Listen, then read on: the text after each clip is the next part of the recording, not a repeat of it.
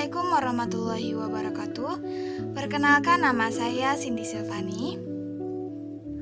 Assalamualaikum warahmatullahi wabarakatuh. Perkenalkan, nama saya Hidayatul Husna. Kami dari kelompok 5 ingin mempresentasikan makalah kami yang berjudul Kelangkaan dan Pilihan dalam Ekonomi Islam. Yang pertama yaitu kelangkaan atau scarcity, merupakan persoalan pokok dalam masalah ekonomi. Dengan demikian, manusia akan dihadapkan pada persoalan-persoalan di mana mereka harus menentukan dengan tepat untuk memilih dan menciptakan apa yang mereka perlukan untuk memenuhi kebutuhan dan keinginannya. Dari persoalan utama dan mendasar tersebut, setiap masyarakat menghadapi dan harus memecahkan 3 persoalan dalam ekonomi, yaitu yang pertama, apa yang harus diproduksi dan dalam jumlah berapa barang tersebut harus diproduksi. Kedua, bagaimana sumber-sumber ekonomi atau faktor-faktor yang tersedia harus digunakan untuk memproduksi barang-barang tersebut secara optimal. Yang ketiga, untuk siapa barang-barang tersebut diproduksi atau bagaimana barang-barang tersebut dibagikan di antara warga atau masyarakat. Kelangkaan sumber daya ekonomi dapat dikelompokkan menjadi yang pertama yaitu sumber daya alam, diartikan terbatasnya persediaan sumber daya yang terkandung di alam, baik sumber daya biotik maupun sumber daya abiotik. Yang kedua, sumber daya manusia. Berarti, sulitnya ditemukan manusia yang berkualitas, baik dari segi pengetahuan maupun keahlian yang mampu menjalankan kegiatan ekonomi. Selanjutnya yaitu sumber daya modal. Sumber daya modal sangat diperlukan dalam proses produksi barang atau jasa, baik modal dalam bentuk uang, bahan baku, gedung, dan mesin. Yang terakhir yaitu sumber daya kewirausahaan atau entrepreneurship. Sangat diperlukan dalam proses produksi barang atau jasa. Jadi, kelangkaan atau scarcity ialah kondisi yang memiliki sumber daya ekonomi terbatas untuk memenuhi kebutuhan yang tidak terbatas. Misalnya, masyarakat membutuhkan gas LPG 10 ton per bulannya, sementara gas LPG yang tersedia hanya 8 ton. Dalam hal ini terjadi kekurangan 2 ton. Yang kedua adalah faktor-faktor penyebab kelangkaan. Ada beberapa faktor penyebab terjadinya kelangkaan. Di antaranya yaitu yang pertama, perbedaan letak geografis. Letak geografis yang berbeda-beda menyebabkan persebaran sumber daya alam menjadi tidak merata. Masing-masing daerah memiliki kekayaan sumber daya alam yang berbeda-beda dan tidak tersebar secara merata. Yang kedua yaitu pertambahan jumlah penduduk. Hal ini menimbulkan ketidakseimbangannya antara kebutuhan dengan ketersediaan barang dan jasa. Yang ketiga yaitu keterbatasan kemampuan produksi. Kemampuan produksi berpengaruh terhadap ketersediaan barang dan jasa sebagai alat pemenuh kebutuhan. Yang keempat yaitu bencana alam. Bencana alam merupakan salah satu faktor penyebab kelangkaan yang sulit diprediksi oleh manusia karena menyebabkan kerusakan bangunan, menghancurkan sumber daya alam yang ada. Faktor penyebab kelangkaan yang terakhir yaitu keterbatasan sumber daya. Lingkungan alam menyediakan sumber daya melimpah bagi pemenuh kebutuhan manusia. Sumber daya alam dapat dikelompokkan menjadi sumber daya yang dapat diperbarui dan sumber daya yang tidak dapat diperbarui. Akan tetapi, jumlah sumber daya akan semakin berkurang akibat sifat manusia yang serakah. Yang ketiga yaitu pilihan atau choice. Konsekuensi dari munculnya kelangkaan adalah setiap orang atau individu akan melakukan pilihan terbaik dari berbagai alternatif pilihan yang ada. Jadi, pilihan atau choice adalah keputusan sadar untuk menggunakan sumber daya ekonomi yang langka dengan cara tertentu. Contohnya seperti kita memiliki uang saku, tetapi uang saku kita itu tidak cukup untuk membeli yang kita inginkan. Jadi, kita terpaksa memutuskan untuk memilih salah satu yang ingin kita beli. Untuk membuat pilihan tersebut, kita perlu mengimbangkan manfaat yang kita peroleh. Dalam menentukan pilihan, ada yang perlu kita lakukan, diantaranya sebagai berikut. Yang pertama yaitu analisis biaya oportunitas, yaitu biaya peluang. Biaya peluang ini adalah nilai barang atau jasa yang dikorbankan karena memilih alternatif tindakan. Yang kedua yaitu analisis biaya manfaat. Analisis biaya manfaat adalah teknik yang digunakan untuk membandingkan berbagai biaya dengan manfaat yang diharapkan. Dengan analisis ini, kita dapat menentukan pilihan mana yang memberikan manfaat lebih dibandingkan biayanya.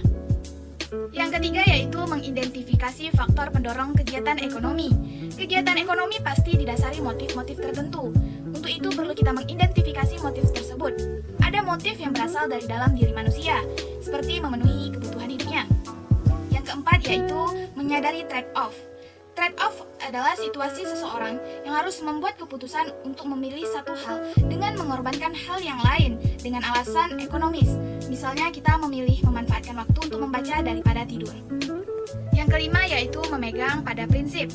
Prinsip ekonomi sendiri adalah tindakan dengan pengorbanan tertentu untuk mendapatkan hasil uang sebesar-besarnya, atau hasil tertentu didapatkan dengan pengorbanan sekecil-kecilnya. Pada setiap kegiatannya, mereka harus menentukan pilihan terbaik dari beberapa alternatif pilihan yang telah dibuat. Pilihan-pilihan tersebut meliputi yang pertama, pilihan dalam mengonsumsi. Pada hakikatnya, kegiatan untuk membuat pilihan dapat dilihat dari dua segi. Yang pertama yaitu segi penggunaan sumber-sumber daya ekonomi yang dimiliki. Yang kedua, dari segi mengonsumsi barang-barang yang dihasilkan.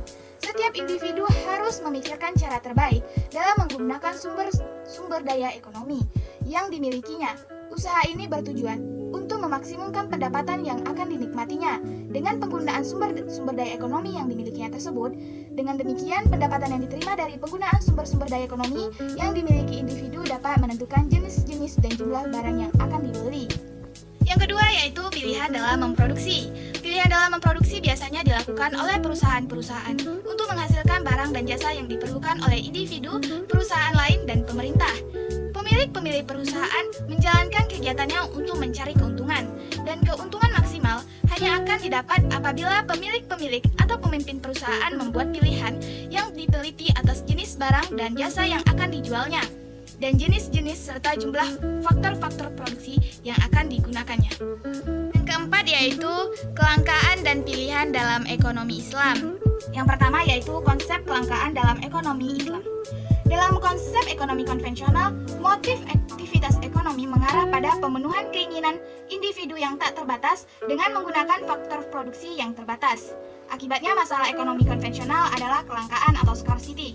Sedangkan dalam ekonomi Islam, motif ekonomi lebih diarahkan pada kebutuhan dasar yang tentu ada batasnya.